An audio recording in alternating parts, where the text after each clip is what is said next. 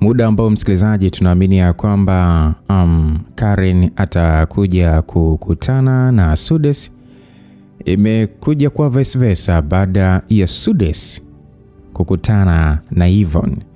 Na tayari Sudes yani tuseme kama ndio mwanaume wa kwanza kwa Yvonne, ndio mwanaume aliyembekiri Yvonne, na Sudes anatakiwa kuoa. Baada ya kufanywa kisomo nini, anatakiwa kuwa na mwanamke mapema sana. Sasa tumeshaanza kuona ukaribu kati ya Sudes na Yvonne, na hata Yvonne baada ya kwenda kuliamsha kule maeneo ya beach, baada ya kumtetea mdogo wake Karen na kuamua kumpiga mpenzi wake Karen, polisi wamekuja nyumbani na wamemchukua. Sasa Yvonne kwa sababu alikuwa anajiamini, akaamua kumpigia Sudes, na Sudes kuonyesha kwamba anajali, akasema ya kwamba ngoja anakuja hapo kituoni. Na Sudes of course ni mchezaji maarufu sana, kwa hiyo alijivunia sana kuona kwamba anakuja kituoni kwa ajili yake. Lakini pia Kathy naye aliona ni muda sahihi wa kumtafuta yule mwanamke aliyemwahidi ya kwamba kijana wake atakuja kumwoa Karen. Tunasonga mbele, langu jina ni Lucas Lumbas. Naomba nione like yako kama wewe bado hujasubscribe channel hii. Fanya hivyo nami nitashukuru sana na Mungu akubariki. Sasa safari ya Kathy ilienda kwenye ile hospitali ambayo ndipo alipokutanaga na Sudes baada ya mwanae kupata ajali. Aliamini hapo atapata taarifa za huyo mtu, yani za huyo mwanamke anayemtafuta ambaye ni Mama Sudes. So alipofika alijitambulisha kwa mhudumu, kisha akaanza kuelezea shida yake. Akasema, samahani muuguzi, mimi na shida hapa, kuna mtu namtafuta, ni rafiki yangu, nilikutana naye hapa hospitali ila ni miaka mingi sana imepita. Nimekuja hapa sababu naamini naweza kupata taarifa zake ambazo zitanisaidia kumpata. Basi muuguzi akamuuliza kwamba ni taarifa gani hizo unazungumzia? Kathy akasema, naomba kupata jina na address yake kwa ujumla sababu najua faili lake litakuwepo tu hapa na lina taarifa zake. Basi muuguzi akasema, samahani madam, sheria za kazi yetu haziruhusu hicho kitu. Hatuwezi kutoa taarifa zozote za mgonjwa. Kathy akasema, basi sawa, usinipe address yake, wala tu niangalizie tu nijue tu alikuwa anaitwa nani, kisha mimi nitamtafuta. Ni muhimu sana, naomba unisaidie.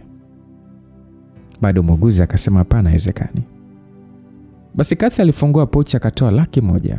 Alimwambia, shika hii hapa, naomba unisaidie bwana, ni maisha. Yule mhudumu alikuwa mkali, alipoona hizo pesa alisema kwa sauti kwamba unataka kunipa rushwa Unataka kunipa rushwa ili niharibu kazi yangu, si ndio? Kathy aliona hapa kaingia choo cha kiume. Huyo alitoka nje akaondoka zake kabla mambo hajakuwa mengi. Dakika 5 tu baada ya Kathy kuondoka, kuna gari aina ya Noah iliingia hapo. Baada ya kupaki, dereva alishuka akaenda kumfungulia mlango bosi wake. Naye aliyeshuka alikuwa ni Mama Sudes. Wamepishana. Aliyeshuka alikuwa ni Mama Sudes au Mama Sudi. Mama Sudes taratibu alianza kuingia hapo hospitalini, huku moyoni akijisemea kwamba naamini hapa nitapata taarifa zako Kathy. Lazima nikutafute nijue kama binti yako ana furaha na ameshaolewa au bado. Lazima nijue kabla sijamruhusu Sude kuoa.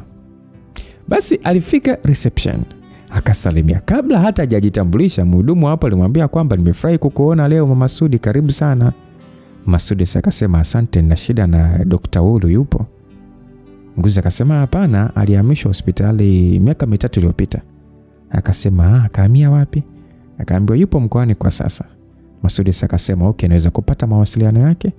Akaambiwa, bila shaka, ila naomba kukuuliza kwanza unamtakia nini, maana kuna madaktari wengine wazuri hapa. Masudi akasema, ni daktari tu aliyempandikiza figo mwanangu miaka 10 iliyopita, hivyo kuna vitu nataka kumuuliza yeye mwenyewe. Ile mhudumu akasema sawa. Basi alimwandikia namba za huyo daktari akampa. Mama Sudi alishukuru sana. Alipotaka kuondoka, huyo mhudumu alimuomba wapige picha pamoja. Masudi alimwambia sawa. Basi alipiga picha kisha kaondoka. Alipofika kwenye gari, Mama Sudi alitazama ile namba huko akijisemea kwamba wewe ndio ulikuwa daktari wetu siku ile ya upasuaji. Bila shaka kupitia wewe nitapata taarifa ninazozihitaji kwenye hiyo hospitali kwa haraka zaidi. Basi msikilizaji, twende mkoani Singida. Ticha Beni baada ya kumjua mwanae aliona ngoja atengeneze ukaribu na Petro kwa kupitia nini? Mtoto Niva. Basi bwana, siku hiyo mida ya asubuhi, Petro na familia yake walikuwa mezani wanapata kifungua kinywa. Mara simu ya Petro ikaanza kuita. Sasa Petro akaona ngoja ipokee. Basi ile kupokea simu akauliza, hello, nani mwenzangu? Kwenye simu akaambiwa, mimi ni Teacher Benny tuliyekutana uwanjani juzi. Petro akasema, oh, Teacher Benny, za asubuhi bwana. Basi Ronnie aliposikia mumewe kataja hilo jina la Teacher Benny, alishtuka hatari hadi akasimamisha kinywa wazi hivi. Petro yeye aliendelea kuongea na simu. Akamwambia Teacher Benny kuwa nitakujulisha weekend tukiwa nyumbani, kwa hiyo uwe na siku njema. Kisha akakata simu. Sasa baada ya kukata simu, Ronnie alimuuliza mume wake kuwa Teacher Benny ndo nani? Petro akasema, huyu ni mshikaji tu nimekutana naye juzi uwanjani nilipompeleka Niva. Sasa ametokea tu kumpenda Niva kutokana na uchezaji wake mpira, na hapa kaniambia kwamba anataka aje kumuona tena Niva. Ronnie akasema, kwani yeye ni mchezaji pia? Petro akasema, hapana, ni mwalimu wa sekondari. Naye pia alileta wanafunzi wao siku ile tukawa sasa tumekaa karibu. Sasa nilipoambia Niva ni mpwa wa mchezaji mpira maarufu ambaye ni Sudes, walimpenda sana. Ronnie akasema, nini? Umesema ni mwalimu? Petro akasema, ndio. Ronnie mwili wote ulimsisimka baada ya kusikia hivyo. Moyoni alijisemea, nimekwisha nafa. Bila shaka huyo ndio Benny niliyemkimbia kwa miaka 10. Kwa kusikia kuwa Niva ni mpwa wa mdogo wangu Sudi, basi atakuwa kashajua ni mwanangu mimi na yeye ndio baba yake. Basi Ronnie akasema kwamba mume wangu, kwa nini unajenga urafiki na watu usiowajua? Dunia imebadilika. Mimi siwezi kuruhusu mwanangu afamiane na watu tusiowajua, na pia huwezi kumkaribisha tu kila mtu nyumbani. Petro akasema, mke wangu, unachosema ni kweli, dunia imeharibika sawa, lakini huyu ni msomi, pia ni mwalimu wa sekondari. Sasa anawezaje kufanya kitu cha kijinga tu kinachoweza kumharibia ajira yake? Ronnie akasema, wewe baada ya kujua kwa huyu mtoto mjomba wake ni star, basi ndio watu wanajileta ili wapate pesa. Fumbua macho yako mume wangu, hebu achana na huyo mtu. Basi Ronnie aliinuka akaondoka hapo mezani. Sasa Petro akabaki anashanga, maana mkewe kawa mbogo ghafla tu kusikia kwamba kapata rafiki na sio kawaida yake. Basi Niva alimuuliza babake kwamba, baba, kwa nini mama amechukia sana au hataki watu wanipende kwa kipaji changu cha kucheza mpira? Petro akasema, hamna bana, mama yako tu ana hofu tu. Niva akasema, lakini huyo ni shabiki yangu tu, sio mtu mbaya, ndio naanza kutengeneza mashabiki hivyo baba. Petro akasema, mwanangu, mama yako ana hofu tu kama mzazi, sababu mwanae umeshaanza kupata umaarufu, kwa hiyo ni haki yake kwa hivyo, sawa? Niva akasema, sawa. Sasa utamkaribisha Teacher Benny aje, maana ni shabiki yangu wa kwanza kwenye soka baba. Petro akasema, no, huyo ni wa pili. Shabiki wako wa kwanza ni mimi babako bwana. Wewe vipi? Kama ametaka kuja kukuona mimi siwezi kumzuia, atakuja tu, na naamini mama yako atamuona ni mtu mwema tu pindi atakapofika hapa. Niva akasema, asante baba. Unajua baba, siku zote umekuwa upande wangu, basi linapokuja swala la ndoto zangu. Petro akasema, wewe ni mwanangu, hivyo ni jukumu langu kama baba kuhakikisha kwamba mwanangu anaishi maisha ndoto zake. Basi Niva aliinuka kwenye kiti akaenda kumbusu baba yake huku akimwambia, nakupenda sana baba. Petro akasema, nakupenda zaidi jembe langu. Haya, malizia sasa chai twende tu nikupeleke shule. Basi huku kwa Teacher Benny, yeye alikuwa nyumbani kwake anajiandaa kwenda kazini. Alionekana kuwa ni mwenye furaha sana siku hiyo. Akajisemea kwamba hatua ya kwanza kupata mawasiliano na mume wa Ronnie imekamilika. Sasa kifuatacho ni kwenda kwao ili nipajue anapoishi mwanangu. Alafu baada ya hapo Ronnie atamua mwenyewe kunipa mwanangu kwa hiari au kwa vita. Asante Mungu, hapa nimempata mtoto wangu damu yangu pekee hapa duniani. Asante sana Mungu. Basi Teacher Benny alifurahi sana. Baada ya kumaliza kuvaa, alienda zake kazini.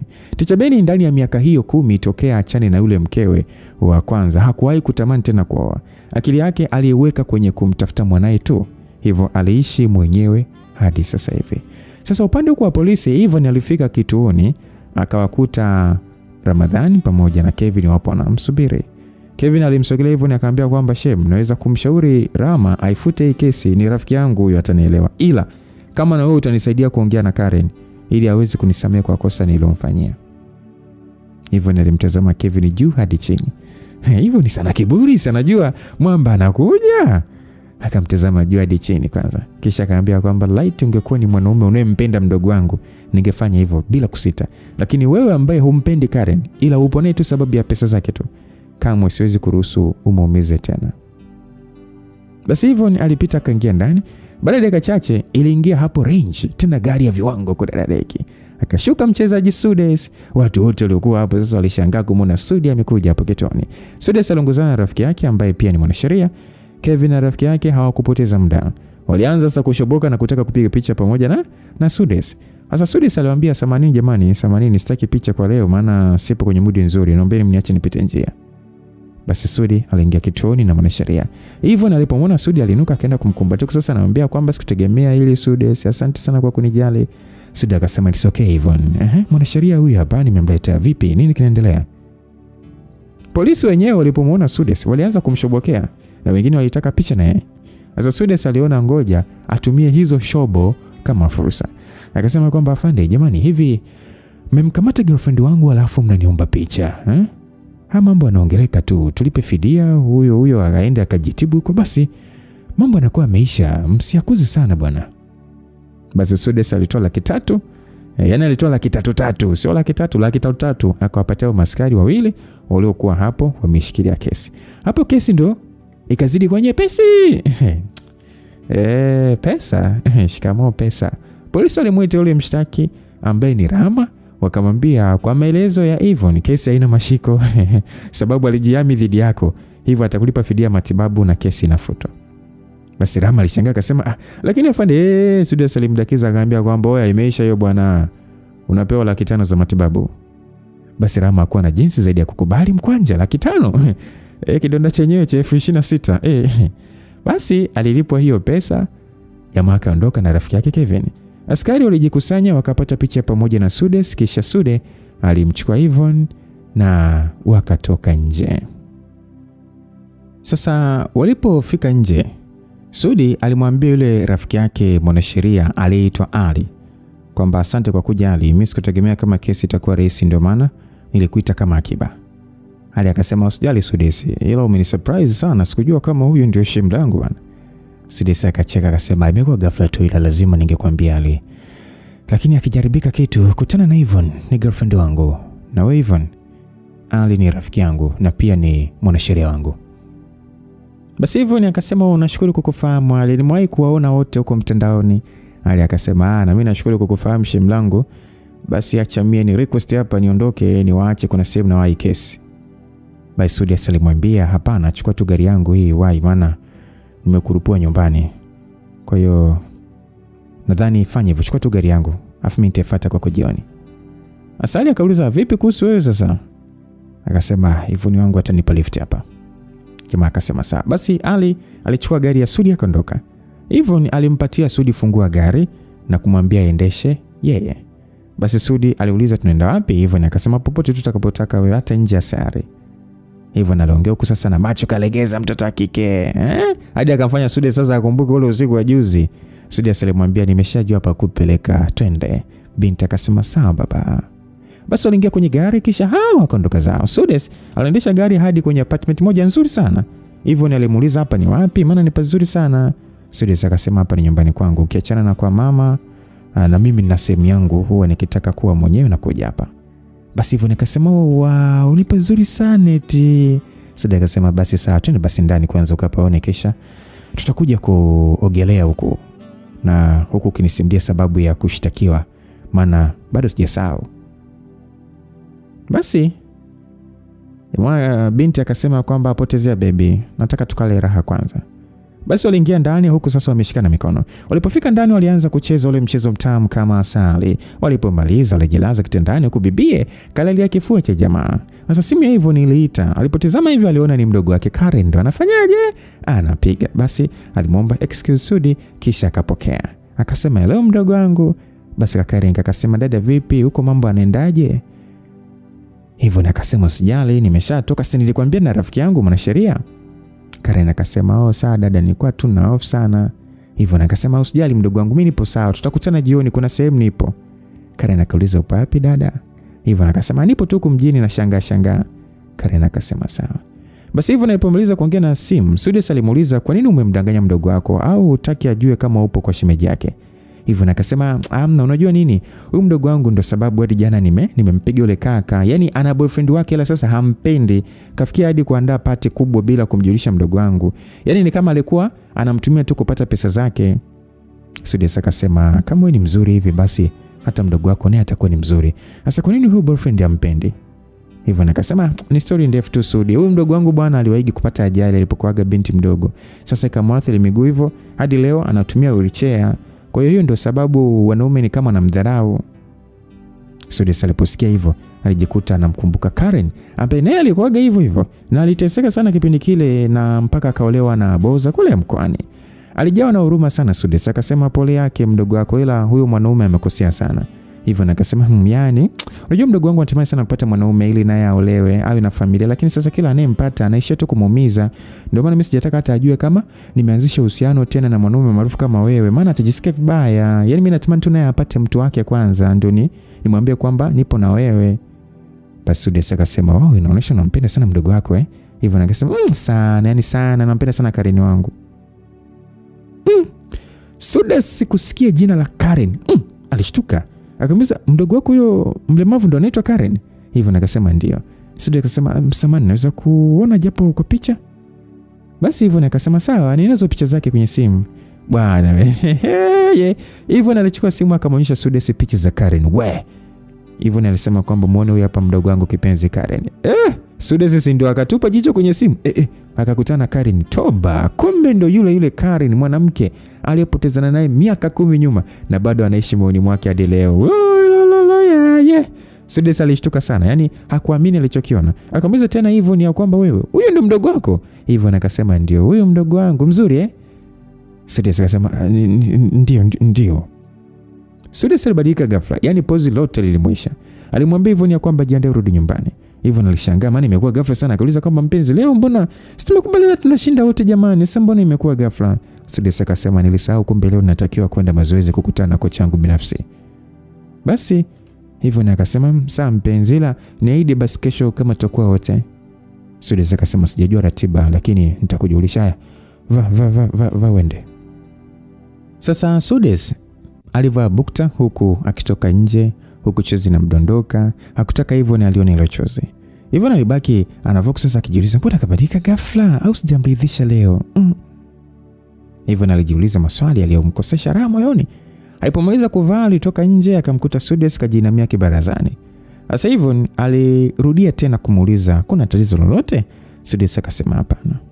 Basi hivyo alimsogelea mpenzi wake akambusu shavuni na kumwambia nakupenda sana usisahau hilo. Kisha alipanda gari yake akaondoka.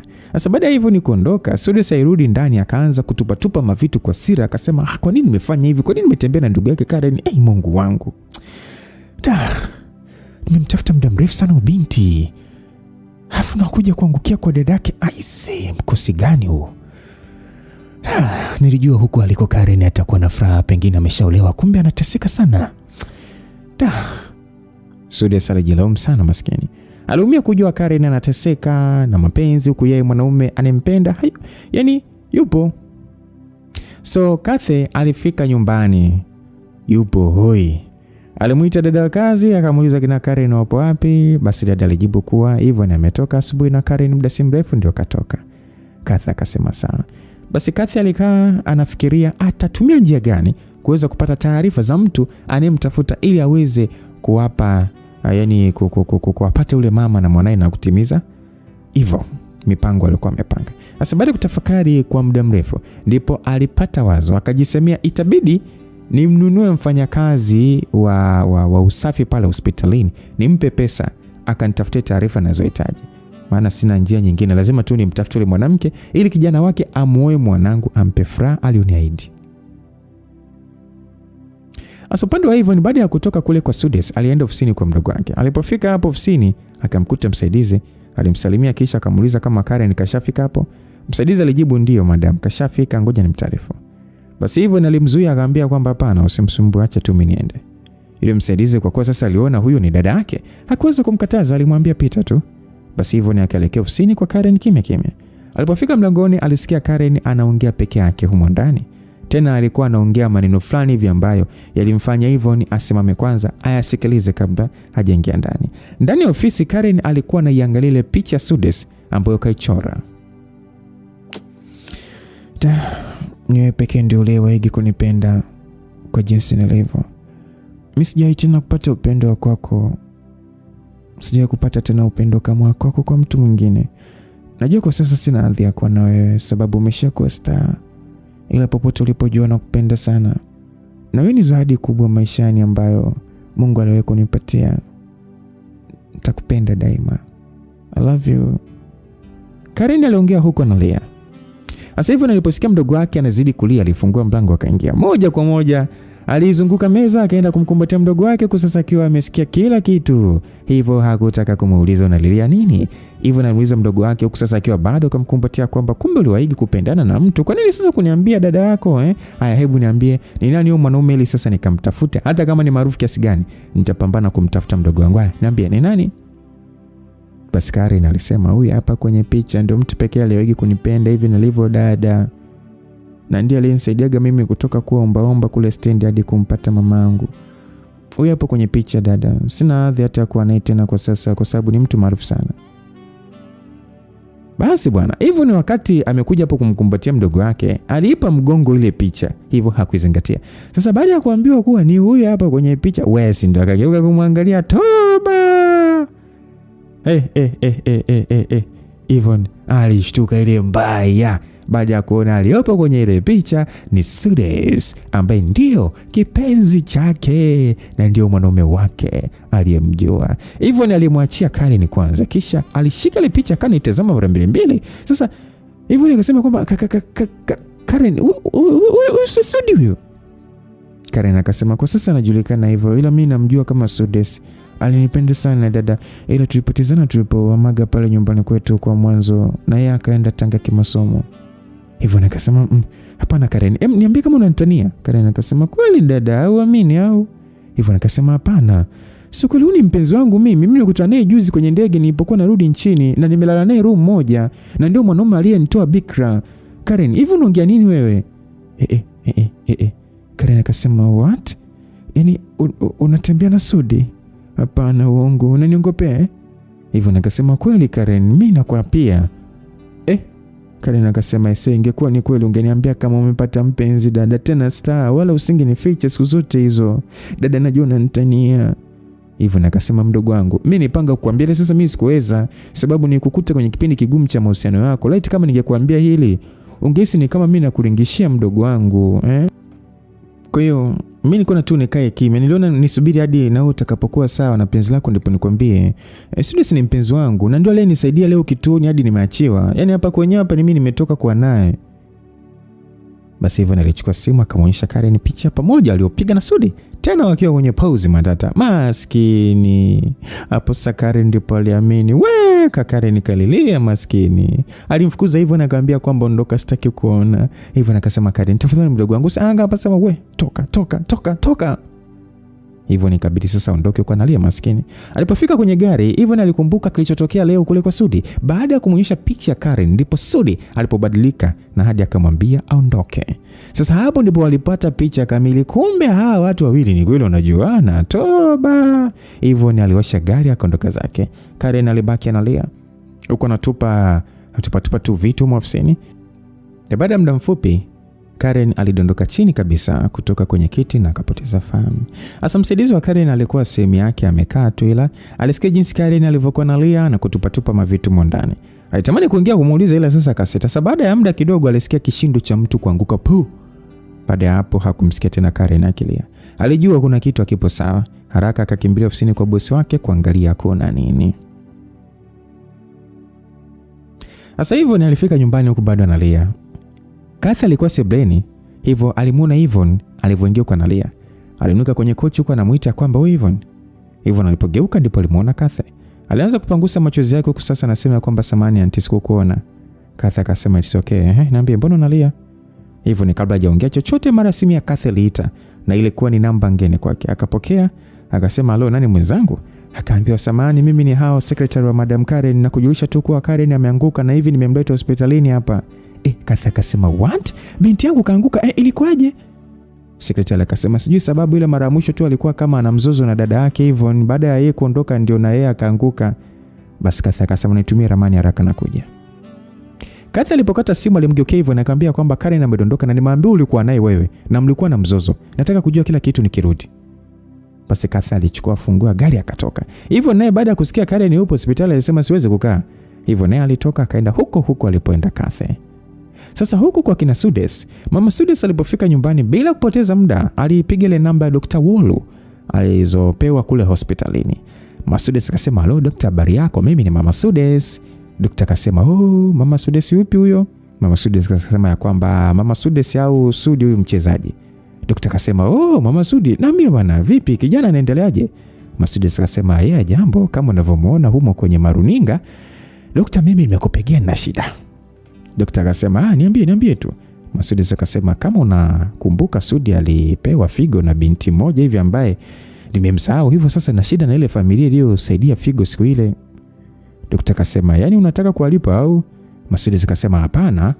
Walitupatia tu bure tu kama msaada. Kwa hiyo naomba unisaidie nipate taarifa zao. Nina shida nao sana. Naamini taarifa zao zitakuwepo kwenye kumbukumbu pale hospitalini." Daktari akasema, "Hebu kuwa mwazi, huenda bwana mimi nikiweza kukusaidia kwa haraka. Kwa nini unaulizia leo ikiwa ni muda mrefu umepita?" Basi Mama Sudes alikumbuka msemo usemao mficha uchi hazai. Hivyo aliamua kumsimulia daktari kila kitu na ahadi aliyompaga Kathe kuwa watoto wao wakikua basi wataoana. Sudi atamoa mtoto wa Kathe vile alivyo na atampa furaha sababu yeye ndo amemtolea figo.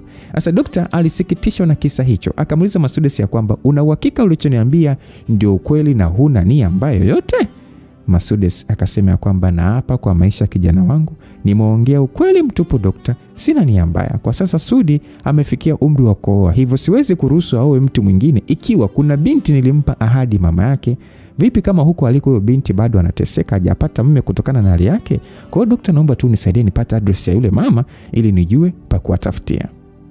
Basi daktari akasema, "Sawa, mimi nitakusaidia. Nitumie majina matatu ya Sudi ili ni mtume mtu wangu angalie kwenye system kule hospitalini na kisha tutaona aliyempaga figo ni nani na anakaa wapi, maana details zake zipo." Mama Sudes akasema, "Nitashukuru sana daktari." Basi baada ya maongezi Mama Sudes alikata simu. Sasa anasema, "Asante Mungu." Mara alisikia nyuma yake anaitwa. Alipogeuka hivi, alimuona Sudes huyu hapa. Basi Sudes baada ya kufika hapo, kwanza mama yake alisema, "Mwanangu, umekuja saa ngapi baba?" Sudes akasema, "Mama, niambie ni nani alinipatia figo ambaye uliweka ahadi nije kumuoa? Usinifiche mama. Nimesikia kila kitu hapo." Basi Mama Sudes hakutaka kuficha tena. Akasema kwamba, "Mwanangu, nadhani sasa ni muda wa kukuambia tu jambo hili. Mwanzo sikutaka likupatie mawazo, nilisubiri tu hadi ukue. Baada ya sherifu wako kuniambia kwamba umefikia umri wa kuoa, ndio nimekumbuka hii ahadi yangu. Njoo nikusimulie sasa." Basi Sudes taratibu alienda kukaa kwenye sofa huku akiwa na shauku kubwa ya kusikiliza hicho alichotaka kuambiwa. Mama Sudes alianza kwa kusema kwamba, "Mwanangu, kipindi kile ulipokuwa kijana wa kidato cha pili ulikuwa na matatizo ya kiafya. Figo zako zilifeli, kwa hiyo ukatakiwa kubadilishiwa figo haraka iwezekanavyo ili kunusuru maisha yako. Nadhani unalijua hilo." Sudes akasema, "Ndio mama." Mama Sudes akasema, "Vizuri sana. Mimi sikuwa na milioni 40 za kuweza kununua figo. Sasa nikiwa katika hali ya kukata tamaa, ndipo aliletwa binti mmoja hapo hospitalini akiwa kwenye hali mbaya sana sababu alipata ajali. Binti huyo mama yake na madaktari wote walimkatia tamaa ya kupona. Kwa kuwa sasa hawakuwa na matumaini ya yule binti kupona, daktari alimuomba mama yake kuwa baada ya mwanae kupoteza maisha, basi watoe figo zake ili moja ikusaidie na wewe kuokoa maisha yako. Mwanamke ule kwa uchungu sana alisema, "Mwanangu sio hakupona, hivyo toeni tu figo yake imsaidie mwenzie ambaye ndio wewe." Mama Sudes alipofikia hapo, Sudes alijikuta tu chozi linamdondoka. Akauliza kwamba, "Mama, ina maana huyo binti alitolewa figo yake na hakupona tena?" Mama akasema, "Hapana mwanangu, ilikuwa iwe hivyo. Ila sasa mimi nilikataa. Mimi nilimwambia mama yake asimkatie mwanae tamaa hata kama kaambiwa hawezi kupona, sababu Mungu ndio mtendaji wa kila jambo. Kama kamwandikia kupona basi atapona." Na sisi tukaendelea kusubiri na Mungu sio athumani. Kufikia asubuhi yule binti alipata aweni akatolewa ICU. Mama yake hakuamini kabisa kama mwanae katoka salama. Sasa alinitazama mimi kwa huruma. Akaniambia, "Licha ya mwanao kuwa na uhitaji wa figo haraka, ila hukuruhusu mwanangu atolewe kwa ajili ya mwanangu. Basi na mimi najitolea kumtoa mwanangu figo moja ili na wewe mwanao apone na ufurahi kama ninavyofurahi mimi." Sasa Sudes alishangaa akasema kwamba, "Mama, ina maana mama huyu binti ndio alijitolea hivyo?" "Ndio mwanangu. Basi zoezi likafanyika, mwanangu kapandikiziwa figo la yule binti. Sasa baadaye yule binti alikuja kugundulika kuwa amevunjika mguu kutokana na ajali aliyoipata, na daktari akasema hatotembea tena. Sasa mama yake alilia sana, aliona kama mwanae hataweza chochote na huenda hatakuja kuolewa kutokana na hali hiyo. kutokana na wema walionifanyia wa kupatia figo tena bure, nilijikuta na mwahidi yule mwanamke kuwa Sudes utakuja kumwoa binti yake na utampa furaha. Mimi nilifanya hivyo kama tu sehemu ya shukrani zangu kwake, kwa sababu sio jambo rahisi mzazi kuruhusu mwanae atolewe figo jamani, Sudes, mimi sitaki kukuuliza kama utakuwa tayari kumwoa huyo binti au la, sababu hili ni jambo la lazima. Maana mimi niliweka ahadi kama ikitokea huyo binti atakuwa ameshaolewa huko aliko, basi na wewe utaoa. Umtake yani utake ama ustake Sudes, ikiwa bado utamwoa. Basi Sudes aliumizwa sana na story hii aliyosimuliwa leo. Alimuuliza mama yake kwamba huyo mwanamke na binti yake wapo wapi kwa sasa. Mimi sijui, tulipotezana siku ile hospitalini baada ya mimi kupewa taarifa za kifo cha kaka yangu Mashaka. Sasa mimi nilikuacha hospitalini nikaondoka, na niliporudi sikumkuta yule mwanamke na binti yake, walikuwa wameshahamia hospitali nyingine. Kwa hiyo baada ya Sharifu wako kuniambia kwamba unatakiwa kuoa, sasa ndo nimeanza kuwatafuta ili sasa umuoe huyo binti, na naamini nitawapata. Basi Sudes huko machozi yakimtoka alinuka akaingia chumbani kwake. Alipofika alikaa chini akaanza kulia. Alikumbuka muda si mrefu katoka kujua ukweli kuwa Yvonne ni ndugu wa Karen. Kabla hajajua atalimaliza vipi hilo, sasa kaja kukutana na kubwa kuliko kuwa anatakiwa kuoa mwanamke mwingine kabisa ambaye ni tofauti na Karen. Mimi na wewe msikilizaji tunajua. So Sudes alivurugwa. Alivurugwa. Sijui unaelewa hapa. Yeye mdau anavyokumbuka kwamba atasolve vipi hili swala baada ya kukutana na Karen, kumbe katoka na dada yake. Analetewa tena taarifa kwamba anatakiwa kuoa mwanamke mwingine kabisa ambaye mama yake alimpa hadi miaka 10 iliyopita. Kwa hiyo moyo unampenda Karen ambaye alipotezana naye. Mara kaja kudondokea kwa Yvonne na kautoa usichana wake. Hajakaa sawa, kagundua hawa wawili Karen na Yvonne ni ndugu. Bado hajaamua atasolve vipi. Amekutana habari nyingine hii ya kuoa mwanamke mwingine. Jamani, tena mwanamke aliyemtolea figo ambaye hata hajui ni nani. Hajui hata jina lake. Basi Kathy na Yvonne bwana walifika hospitalini. Wakaambiwa Karen amepoteza fahamu, hivyo ameshapatiwa huduma, wasubiri amke. Sasa Yvonne alianza kulia aliposikia hivyo. Alisema mimi ndio chanzo jamani. Kathy alimgeukia Yvonne na akamuuliza kwamba nini kimetokea, nimesikia wewe ndio ulikuwa mtu wa mwisho kuongea na Karen. Yvonne akasema kwamba auntie, ndio nimegombana na Karen leo sababu ya mwanaume ambaye ni huyo mcheza mpira Sudes. Basi Kathy akasema kwamba Sudes? Makubwa. Haya, yani huyu mcheza mpira? Yvonne akasema ndio. Basi Kathy akauliza kwamba ulikutania wapi huyo Sudes? Yvonne akasema siku niliyokuwa narudi tulikutana kwenye ndege, na ndipo tulipoanza kuwa wote, na shangali au Karen ameniambia kuwa Sudi alishawaigi kuwa wake. Sasa auntie, mimi hapo kosa langu ni lipi? Basi Kathy akasema ya kwamba Sudes alikuwaga ni rafiki wa Karen na alimuokoaga na matatizo, lakini tulipotezana ndio tukaja kumuona ameshakuwa star. Ila msijali, nitaishughulikia hili. Hivyo nakasema hujakasirika auntie. Kathy akasema jamani, sasa kwa nini ukasirikia? Huna kosa hapa, mimi nitaishughulikia hilo. Haya njoo. Basi hivyo alienda kumkumbatia Kathy. Hiyo siku ilipita. Asa kesho yake Karen alipata aweni, akaruhusiwa kurudi nyumbani. Alirudi huko akiwa na hasira sana na Yvonne. Hata Yvonne naye hakumchangamkia Karen kama ilivyokuwa hapo awali. Kathy alisubiri kwanza Karen akae sawa, na kisha siku moja aliwaita sebeni ili wazungumze. Akaanza na kuuliza kwamba bado mnagombana sababu ya Sudes. Karen alisema ndio mama, Sudes ni mwanaume pekee aliyeweza kunielewa. Nimemsubiri miaka mingi ili aje kunikumbuka. Naamini hata huko alikuwa ananitafuta mimi sababu tunapendana. Yvonne alidaki akasema sio kweli, Sudes ananipenda mimi kwa sasa, yani ndio mtu ambaye ana mipango na mimi. Tafadhali sana Karen, usiwe hivyo. Karen akasema kwamba wewe ndio usiwe hivyo Yvonne. Basi mzozo ukazuka kati ya mabinti wawili. Kathy aliwasikiliza walivyokuwa wanazozana na kisha akasema kwamba haya, naomba nyamazeni kimya. Mimi ndo nitaamua hii kesi. Ni hivi, Sudes atabaki kwa Yvonne. Karen aliposikia hivyo alishtuka sana. alimgeukia mama yake akaambia, mama, wewe mwenyewe unajua kabisa mama jinsi gani Sudesi alivyonipenda mimi tokea tukiwa wadogo. Sema tu tulipotezana mama. Mama afu sitoshe yeye ndio alinikubali hivi nilivyo leo hii. Na unataka nini nishuhudie ni kwamba akimoa hivyo ni mama? Au sababu unaona mimi sistahili kuwa naye? Tena sababu sina miguu na yeye ni star, si ndio mama? Maneno hayo yalimuumiza sana Kathy. Kwa upole, Kathy alimwambia mwanae kwamba usijali mwanangu. Yupo mwanaume ambaye mama yake alikula kiapo cha kuwa atakuja kukuoa. Hivyo ulivyo. Huyo atakupenda sana sababu ulimfanyia kitu kikubwa sana kwenye maisha yake.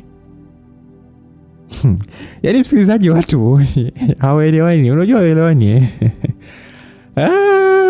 I say. Sasa Karen kwanza aliacha kulia baada ya kusikia hivyo, akauliza kwamba una maana gani mama? Kathy akasema, Karen, ni muda sasa kukuambia ukweli huu ambao nilikuficha kwa miaka 10. Nisamehe sana mwanangu wa kutokuambia hili mapema, ila ukweli ni kwamba wewe unaishi na figo moja. Figo yako nyingine ilitolewa akapandikizwa huyo kijana. Karen akasema, what? Yaani kivipi mama? Yaani uliuza figo yangu au ilikuwaje? Na ulimpatia figo yani ili aje kunioa au? Kathy akasema, Karen, sikupenda hilo litokee, ila ni story ndefu sana na leo nitawasimulia. Basi Kathy kwa uchungu mkubwa alianza kumsimulia mwanae kilichotokea hadi akatolewa figo. Yaani kila kitu alimweka wazi. Basi turejee huku Singida bwana. Siku hiyo Ronia alikuwa jikoni anapika, mara alisikia sauti ya hodi. Sauti ilikuwa ni mume wake Petro, hivyo alipokea tu hiyo hodi akiwa yuko huko jikoni. Akasema, karibu mume wangu nakuja. Petro aliingia hapo sebeni akiwa kambatana na Ticha Beni. Alimwambia, karibu Mr. Beni bwana, hapa ndio nyumbani kwa shabiki yako Niva. Beni akasema, asante sana, naomba unisaidie maji ya kunywa maana na kiu sana. Basi Petro aliita akasema kwamba mke wangu, naomba uniletee glasi ya maji ya kunywa alafu niitie na Niva. Basi lisikika sauti ya Ronia kutokea jikoni ikisema kwamba sawa mume wangu. Baada ya dakika 2 Ronia alikuja sebeni akiwa na glasi ya maji mkononi. Ila anatupia jicho kwenye sofa. Anamwona Ticha Beni huyu hapa amekaa pamoja na Petro. Sasa Petro naye alipomwona mkewe alimwambia, tuna mgeni hapa. Huyu hapa Ticha Beni niliyekuambiaga anamkubali sana Niva. Asaruni alianza kutetemeka na bila kutarajia alidondosha ile glasi ya maji. Petro aliinuka haraka akamwahi mke wake huku anamwambia, tulia kipenzi, usije ukakanyaga hivi vigae. Akasema samani. Basi Ronia alikimbilia ndani. Niva alikuja hapo sebeni kumsalimia mgeni na alifurahi sana kumuona Ticha Beni kaja kumuona. Alimsalimia kwanza na kisha alienda kusafisha pale kulipomwagika maji na glasi. Sasa Petro alimfuata mkewe chumbani. Akamkuta amejilaza kifudifudi huko analia. Petro alimuuliza mke wake kwamba, Ronia, una shida gani? Mbona umechange ghafla baada ya kuja sebeni? Ronia aliinuka sasa anapangusa machozi yake akisema kwamba sijui tu yani nimejisikia tu vibaya. Yani kama kizunguzungu hivi ndo nikaja kujilaza kidogo. Petro akasema, unasikia kizunguzungu? Ronia akasema ndio. Petro akasema okay, hiyo hali kwanza imeanza baada ya mimi kuja na mgeni au? Ronia akasema hapana, nitokea tu asubuhi, sipo sana yangu. Basi Petro alipoambiwa hivyo alijikuta tu anatabasamu. Taratibu alimuinamia Ronia akamwambia, hatuwezi jua, huenda Mungu ametugea baraka tulitafuta kwa miaka 10. Sitaki kusubiri, hebu tukapime haraka Ronia tujue kama ninachokihisi ndicho. Basi Ronia alipoambiwa hivyo alishangaa akaona kama jamaa kaenda mbali sana kufikiria mimba. Wakati wala hata umwi wala hata hajaanza kutema vimate. Alikuwa anazuga tu kwa kujifanya kwamba na nini ana kizunguzungu. Unajua mwanaume ambaye anakuwa na hamu sana na mwanamke wake kuhusiana na mtoto. Kwa hiyo mwanamke akitoa taarifa anajisi homa, kizunguzungu, kama sina hamu ya kula. Wanaume anajua tayari. Alhamdulillah. Basi kabla Ronia hajaongea chochote, Petro alifungua mlango akatoka nje huku sasa akiwa kajaa na tabasamu usoni mwake. Ticha Beni alikuwa amekaa na mtoto Niva. Huku sasa wanapiga story sebeni 2-3 nini. Beni alikuwa muda wote anamtazama Niva usoni. Jinsi alivyokuwa anaongea na kucheka. Yaani ni kama alijiona yeye mwenyewe alipokuwa kwenye eji hiyo. Alitamani kumgusa na kumuita mwanangu, lakini moyo ulimwambia, wewe Beni tulia. Hiyo siku itafika tu, usiharibu mambo. Basi Beni alishika mkono wa Niva akabusu kwa hisia kali sana. Niva hakushangaa, aliona kweli huyu mtu anakubali kipaji changu na ananipenda. Basi Beni akasema kwamba anakupenda sana kijana na nimeanza kukupenda tokea nimekuona ukicheza siku ile uwanjani. Mungu akujalie uje kuwa mchezaji mkubwa kama mjomba wako Sudesi. Basi Niva akasema asante anko, nashukuru kwa kuja kuniona hadi nyumbani, na kwa hadi mimi sitowaangusha wote mnaoni support kipaji changu, na kwani na wewe na watoto? Beni akasema nina mtoto mmoja tu, naye yupo kama wewe. Akasema yupo wapi, mbona sasa hujaja naye tufahamiane? Beni akasema anaishi na mama yake kwa sasa, ila muda si mrefu nitaenda kumchukua. Niva akasema sawa anko. Akasema okay, chukua namba yangu ili ukihitaji chochote basi uniambie. Basi Niva akasema kila kitu babangu ananipa, mimi sina kingine ninachohitaji zaidi ya ushabiki wako tu kwangu anko. Beni akasema basi sawa. Petro alitoka chumbani akaja hapo sebuleni huko sasa nafurahi. Beni aliuliza kwamba vipi, shemu yupo sawa huko ndani? Petro alijibu tu kwa shauku kwamba ndio yupo sawa, ni hali tu za kina mama. Sasa nataka nimwaishe hapo hospitalini haraka sana. Sasa Niva aliposikia hivyo alisema na mimi nataka kwenda tumpeleke mamangu. Petro akasema hapana Niva, wewe baki na mgeni hapa, maana kaja kukuona. Niva akasema hapana baba, mimi siwezi kuwa na amani bila kujua mamangu ana nini. Basi Teacher Beni naye alichangia mada kwa kusema ni bora tutokeni tu wote, mie mtaniacha pale njia panda, ile hali nimeshapajua, basi nitakuja wakati mwingine. Basi Petro alikubali. Petro alirudi chumbani akamwambia Ronia kwamba twende nikupeleke hospitali. Ronia akasema kwamba mna Petro, akamwambia hakuna cha nini, kizunguzungu huwa dalili za ujauzito hizo mke wangu. Alafu sasa ndio nimeelewa kumbe ndio maana hii wiki ulikuwa ni mtu tu asira. Hebu twende mke wangu, twende. Kwanza mimi na shauku mwenzao kufanya vipimo, twende tukafanye vipimo. Basi Ronia aliona ni bora tu akubali waondoke ili huyo Beni aondoke hapo nyumbani, kisha hayo mengine watajuaga mbele kwa mbele, japo alijua kabisa hana mimba wala nini. Sasa Petro alimuinua mkewe kwa mahaba, akaenda kumpandisha kwenye gari siti ya nyuma. Niva naye alikaa nyuma na mama yake. Teacher Beni yeye alikaa mbele na dereva ambaye ni Petro. Sasa wakati safari inaanza, Beni alimgeukia Ronia akamwambia pole shemeji. Ronia hakutaka hata kumtazama huyo Beni usoni. Alizidisha kujifanya kweli anajisikia hivyo ba ili mradi tu apoteze muda. Basi akasema kwamba kizunguzungu mume wangu na tumbo limeanza kuuma, fanya haraka. Basi Petro akasema jikaze mke wangu tunafika. Petro alijua mkewe yupo kwenye hali ambayo ni serious. Hivyo lizidi kumvuruga hasa kwa mawazo yake aliyokuwa akihisi huenda mke ni mjamzito, kitu alichokitamani kwa miaka 10 bila ukipata. Sasa Petro kila aliposikia sauti ya mkewe ikigugumia, iliumiza moyo wake, ikamfanya hata apoteze ile focusing ya usalama barabarani kama dereva na kuanza kumfikiria mkewe kipenzi anavyoumia. Basi bwana, walipofika kwenye cross moja hivi walikutana na lori bwana, lina overtake kwa kasi, likawavaa ajali mbaya ikatokea. Sasa upande wa Dar es Salaam kwa kina Kathe huko hadi usiku uliingia pale. Kathe ndio alimaliza kumsimulia binti yake Karen. Alimsimulia kila kitu kilichotokea nyuma na kiapo alichopiana na mwanamama mwenzie.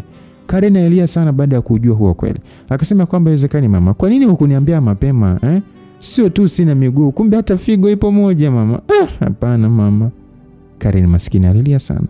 Kathe alimwambia mwanae usilie, huwezi jua Mungu alikuandikia nini mbeleni. Kwa sadaka kubwa aliyofanya huwezi jua Mungu atatulipa nini. Karen akasema kitu gani kitakuwa kimeandikwa kwangu zaidi ya kupoteza tu mama? Figo nimepoteza mama, miguu nimepoteza, na sasa mwanaume aliyenipenda na mimi nikampenda pia naenda kumpoteza kwa Yvonne. Eti unasema ulimsaidia mtu kumpa figo yangu na akaapa aje kunioa? Yupo wapi sasa? Mbona hata hajawahi kukutafuta? Kama ni kweli watu wako wapi, mbona hata hajawahi kukutafuta? Mama, kutakiwa kutoa figo yangu pekee mama. Ulipaswa kuyatoa na maisha yangu sadaka, maana mimi sina umuhimu wote kwenu.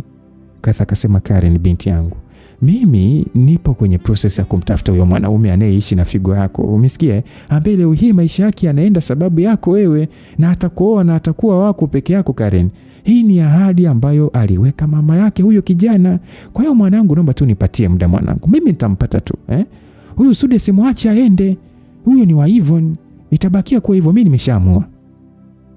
Basi Karen alimuita dada wa kazi. Alipofika akamwambia kwamba ampeleke chumbani kwake.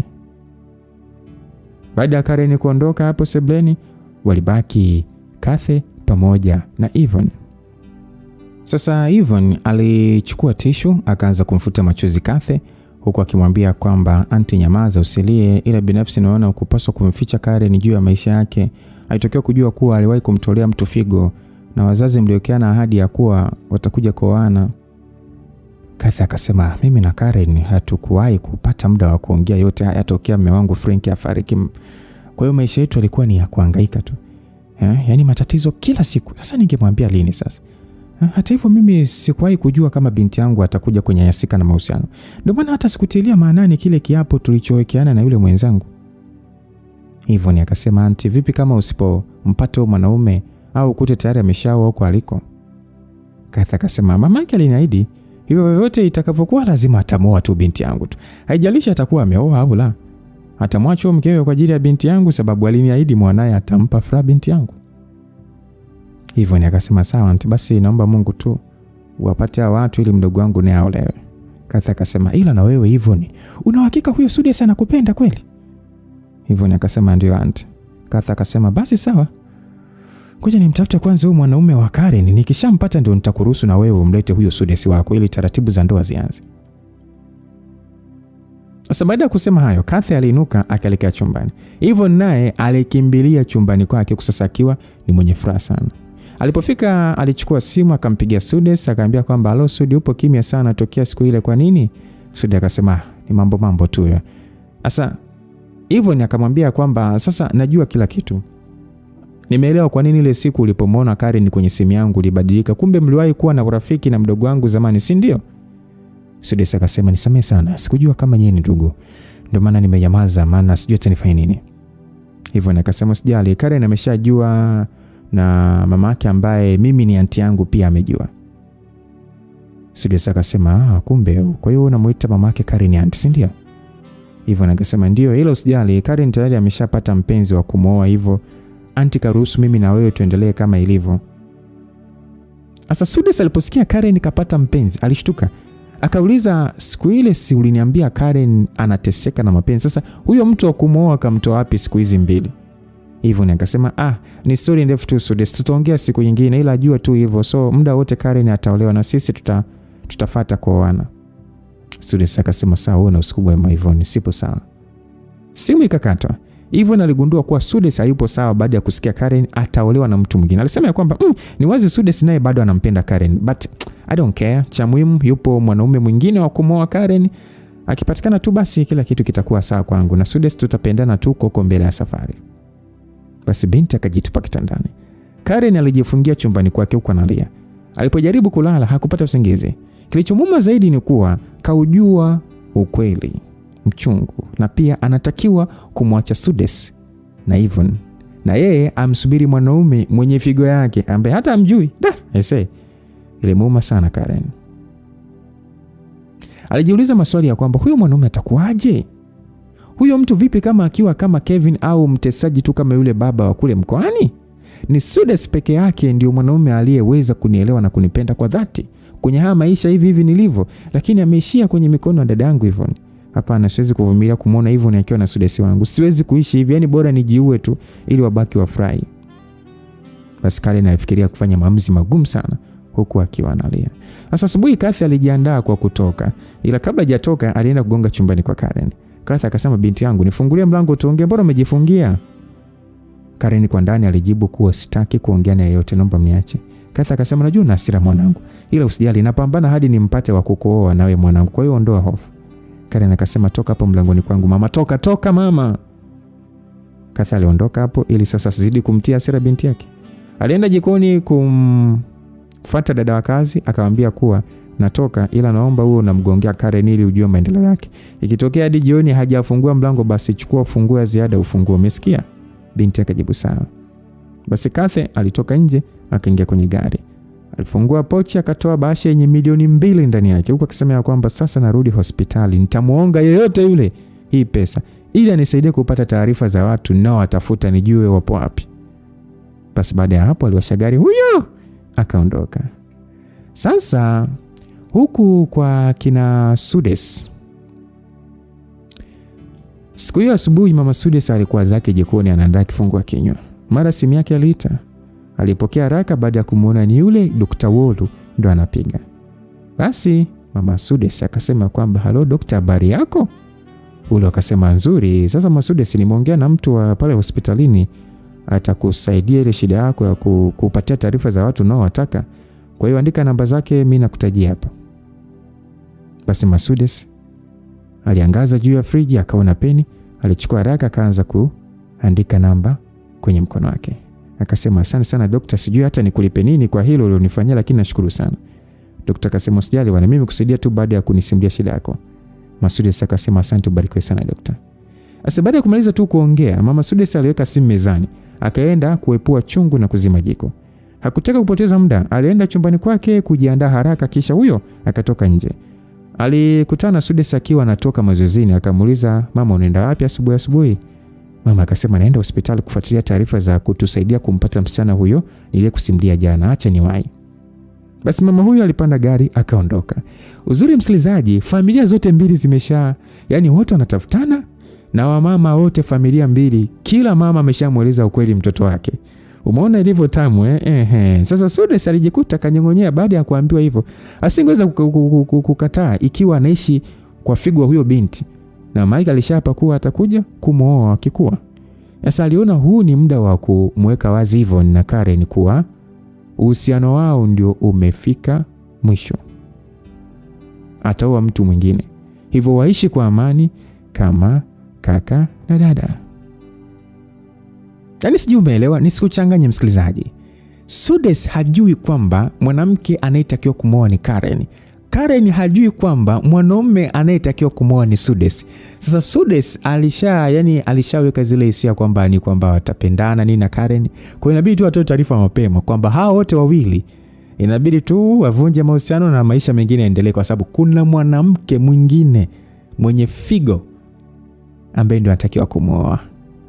Sasa Karen na Mercedes hawajui kwamba ndio hao wanaotafutana. Kwa Mercedes alitoa simu akamtumia ujumbe Yvonne. Aliandika kwamba nataka kukuona wewe na Karen leo tuongee. Nipe location ya kwenu. Kisha aliingia ndani. Sasa alisikia simu ya mama yake anaita kutokea jikoni. Mercedes akajua kuwa mama yake kasahau simu nyumbani. Alienda kuchukua ile sasa apokee, ila sasa akakuta imeshakata. Alipotazama juu ya screen aliona ni dada yake Ronia ndo aliyekuwa anapiga.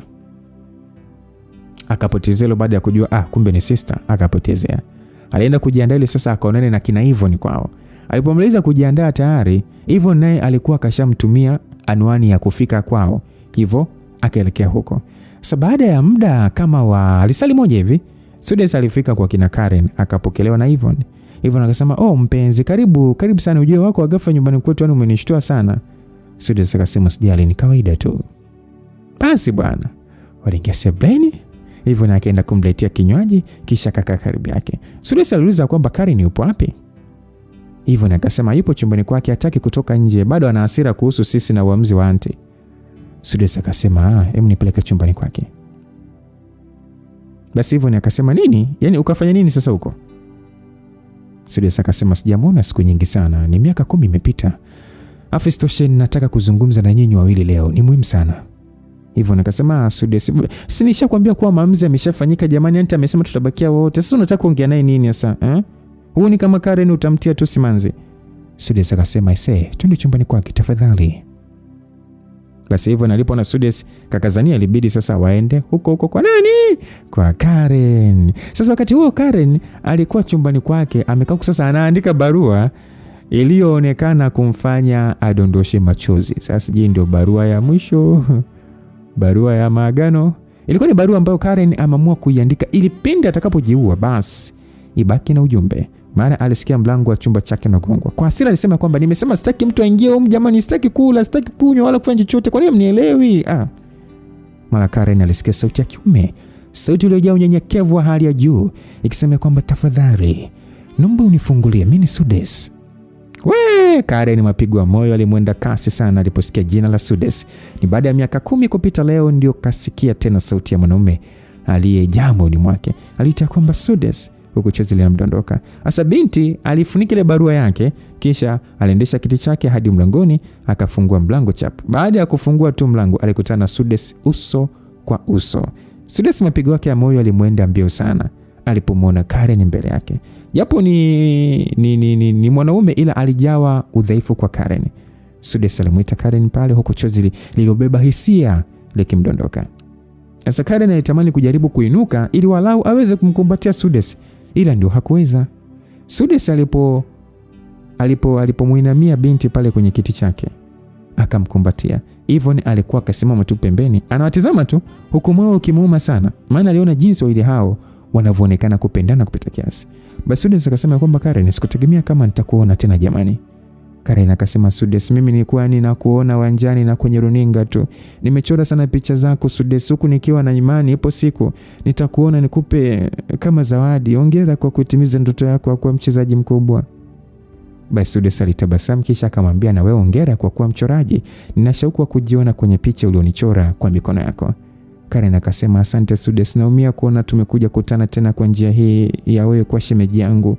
Najua umekuja kuniambia kuhusu uhusiano wako na hivyo najua kila kitu, wala usijali, na nitaheshimu maamuzi ya mama yangu kuwa ubaki tu na hivyo, ni wala msijali kuhusu mimi. Basi Karen aliongea hayo huku akiwa anaangalia pembeni na machozi yanamtoka. Yaani huku wa mama zao wanatafutana watoto washakutana kitambo sana. Mungu huyo. Msikilizaji, hapa sasa ndo utapata maana ya simulizi yetu ya Kadar. Basi Sudes hapo ndipo aligundua kuwa hata Karen anampenda yeye sana tu kiasi kwamba hataki hata kumwangalia usoni. Macho yake yanasadifu hilo. Sasa hivyo nilimwambia Sudes kuwa ulisema unataka kuongea na si, haya tuongee. Sudes alijifuta machozi yake kisha alisema, ndio, naomba tukae tuongee nikiwa na nyinyi wawili. Basi wote watatu walielekea sebuleni. Sasa tuachane kwanza na hapo sebuleni, tutarudi msikilizaji, tuelekea hospitalini. Kathy alifika hospitalini akashuka kwenye gari, kisha huyo alianza kuingia ndani sasa akisoma mazingira ya hapo ili sasa ajue atamuingia nani ili ampe rushwa apate kusaidiwa shida yake. Sasa wakati huo ambao Kathy anaingia ndani, huku nje gari ya mama Sudes nayo iliingia hapo. Mama Sudes kabla hajashuka kwenye gari alitafuta simu ili apige, lakini sasa hakuiona kwenye mkoba wake. Hapo ndipo akagundua kuwa simu kasahau nyumbani. Alimwambia dereva wake, niazime simu yako mara moja, kuna namba niliandika kwenye mkono, hii hapa, nataka niipige. Basi dereva akampatia simu yake. Mama Sudes alipiga ile namba ya mhudumu aliyepewa na Dr. Wolu ambaye aliambiwa atamsaidia. Basi Mama Sudes akasema, halo, habari yako? Mimi Mama Sudes, nimepewa namba na Dr. Wolu. Yule mtu akasema, sawa, njoo moja kwa moja ghorofa 3 tukutane hapo eneo la store ya hospitali.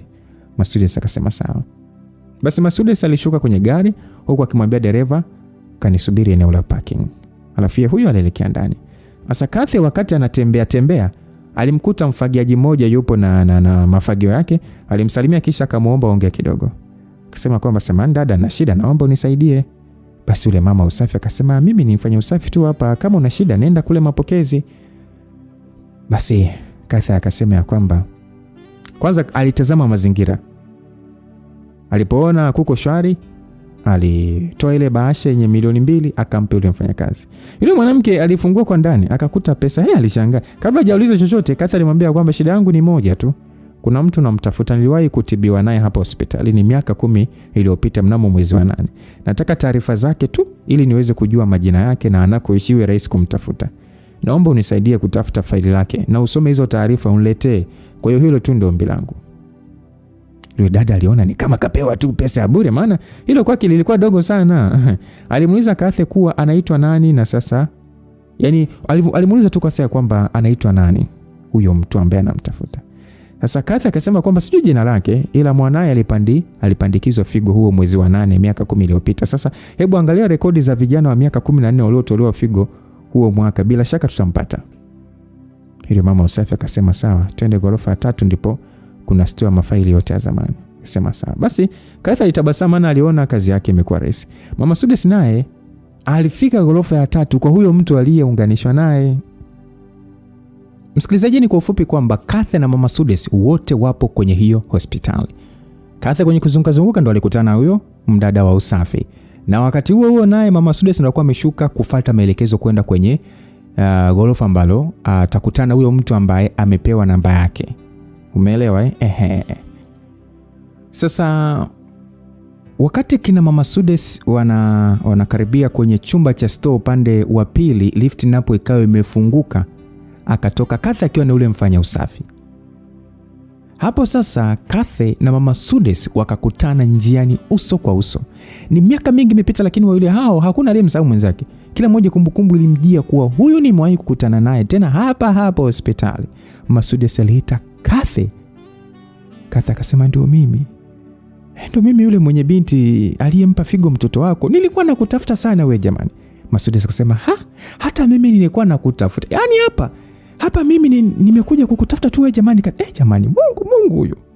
Walishindwa hata namna ya kuongea, ni hawaelewi furaha ilikuwa imewajaa. Sasa walikumbatiana huko, machozi ya furaha yakiwatoka. Kilichoaliza zaidi ni the way walivyokutana katika mazingira ambayo kila mmoja alikuwa anamtafuta mwenzie, na sasa wamejipata. Nimekuona, tumeonana, afadhali nimekuona. Basi nyumbani kwa kina Karen sasa. Baada ya kufika sebeni, Sudes alianza kusema kwamba awali ya yote naomba radhi sana kwa kuwa mimi nimekuwa mtu kati, yani kama mtu kati tu kwenye ndugu wenu. Sikujua chochote kile. Karen, unajua jinsi nilivyokupenda sana na bado nakupenda na natenda kupenda. Maneno hayo yalimuumiza sana Yvonne. Alishindwa kujizuia. Akauliza vipi kuhusu mimi Sudes ambaye tumelala wote, afu stoshe anti ameshaamua nioe mimi. Hivyo ni kwenye maisha ya uhusiano, wewe ni mwanamke wa pili kukupenda. Japo moyoni mwangu alikuwa anaishi Karen ambaye sikujua yupo wapi. Ningechagua kukuoa wewe bila hata kujifikiria. Sasa nini kimebadilika sasa Sudes? Nioe mimi, Karen atapata tu wa kwake. Anti ameshasema kwamba ana mtu wake ambaye lazima atampa furaha. Nafurahi kusikia hivyo kuwa Karen atapata wa kumpatia furaha.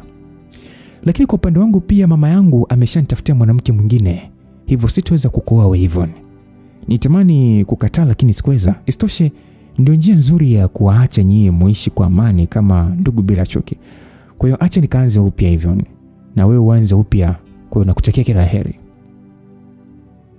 Yvonne alihisi kuzimia baada ya kusikia hivyo. Aliinuka msogelea Sudes kwa karibu zaidi huko analia. Sasa Yvonne alisema ya kwamba Sudes, hebu niangalie basi usoni ndio niambia maneno. Niangalie kwa ile jicho lilonitazama kwa mara ya kwanza tulipokutana Sudes. Please usifanye hivyo. Hatutagombana sisi. Anti litatua hili na kuomba Sudes. Sudes akasema I'm sorry Yvonne, siwezi kumpinga mamangu. Ameshanitafutia mchumba. Basi Sudes alipoona wote Yvonne na Karen wanalia, alinuka akaanza kuondoka sasa na yeye chozi lilimdondoka. Karen alisukuma kiti chake akamfuata Sudes huku. Yaani alimfuata kwanza huko nje. Huku sasa anamuita Sudes, simama. Basi Sudes alimgeukia Karen. Kwanza alimtazama kwa muda hadi akajikuta tu anarudi kumkumbatia tena. Niseme sana Karen, nimeshindwa kuwa wa maisha yako. I'm sorry. Karen alimfuta machozi Sudes huku akimwambia kwamba basi kamsikilize mama yako, usimpinge mzazi kwa maana siku zote wazazi hawakosei. Kwa upande wangu mimi nijapiza kuwa nitajiua kama ungemoa dada yangu sababu nisingeweza kuvumilia kukuona naye kila siku. Huenda sasa nitapata sababu ya kuishi. Hapana, usije kufikiria tena kujiua Karen. Sawa Yaani hata iweje usije kujifikiria hivyo. Mamangu ananitafutia mchumba wa kunioa. Lakini akili na moyo wangu ni vinaishi kwako daima Sudes, usahau ile. Hatujawahi kuwa na muda wa kukaa pamoja. Ila naomba nikiri leo kuwa nakupenda. I love you. Hata siku zote utakuwa namba moja kwenye moyo wangu Karen. Kama unataka niendelee kuishi basi nakuomba usijidhuru Karen. Naoa mke mwingine kufuata tu amri ya mama yangu. Na pia hii ndio suluhu nzuri ya kutatua hili tatizo lilopo kati yangu wewe na Yvonne ili tubaki na amani zetu kabisa. And nakupenda sana Karen na nakuahidi nitakuwa karibu na wewe kuanzia leo. Mtu yote akikusumbua atapambana na mimi. Usinione kama star bali nione tu kama Sudes yule wa zamani. Na sitakuwa mbali na wewe tena. Asante Sudes. Siku ya harusi yako naomba unipe mwaliko ili nikutumie zawadi ya picha yako niliyoichora mimi mwenyewe. Thank you. Sudes alimkumbatia tena Karen kisha huyo aliondoka zake. Asa Karen alibaki anamsindikiza Sudes kwa macho hadi alipopotea machoni mwake na ndipo naye airudi ndani. Alimkuta Yvonne bado analia pale sebeni kama mtoto. Karen alimwambia kwamba nyamaza dada, ameisha. Yvonne akasema hapana, hajaisha. Sudes hawezi kuniacha hivi, ni kwa sababu yako Karen. Karen akasema wewe mwenyewe umemsikia kuwa alinipenda sana mimi na hadi sasa ananipenda, lakini ona ameniacha na nenda kwa mtu mwingine aliyetafutwa na mama yake. Sasa kosa langu mimi ni nini sasa? Dada, kuna muda upendo peke yake hautoshi kuwafikisha watu sehemu fulani. Hivyo huhitajika baraka za Mungu. Huenda ndoa yako na Sudes ingegharimu maisha yangu au kuleta maafa. Hivyo tushukuru tu kwa yote na tuanze upya. Hivyo ni akasema hapana. Mimi siwezi bila Sudes. Mimi siwezi kumkosa Sudes wangu.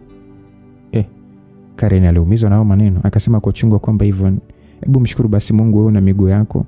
mzuri na pia msomi. Hivyo unaweza kumpata mwanaume mwingine yote umtakaye na mkapendana, tofauti na mimi mwenzio naenda tu kuletewa mwanaume ambaye hata simjui upoje. Sababu ya hali yangu hii hakuna kunipenda.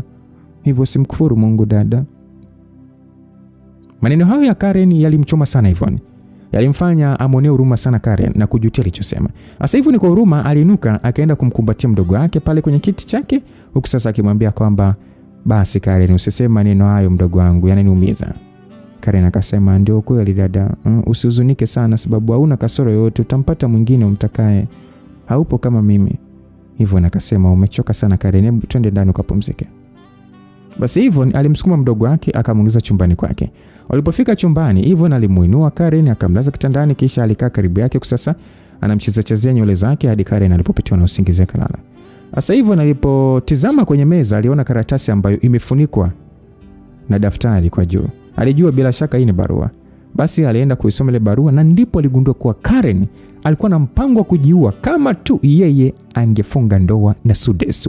Mwili wote ulimsisimka Yvonne. Nini kitaendelea? Je, kwa upande wa kina nani wale? Ronia. Tukumbuke anapata ajali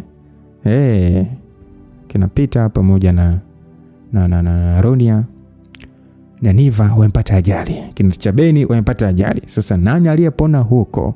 Hatujui chochote, lakini kipi kitakachoendelea baada ya Yvonne kusoma barua ya kwamba Karen alikuwa na mpango wa kujiua? Sasa sehemu inayofuatia ndio sehemu ya mwisho msikilizaji. Sehemu inayofuata ndio sehemu ya mwisho ya hii simulizi yetu na tunakwenda kujua kila kitu kitakavyohitimika. Sawa? Na hii ndio maana ya Kadar. Kama uelewe zaidi, katafute maana yake utaelewa zaidi. Mtayarishaji wa simulizi ni Asia Zungiza na mimi niliyekusimulia hii simulizi ni rafiki yako Lucas Lumbas. Kwa mapenzi kama Mwenyezi Mungu atukutanishe sehemu ya mwisho. God be with you till we meet again. Bye bye.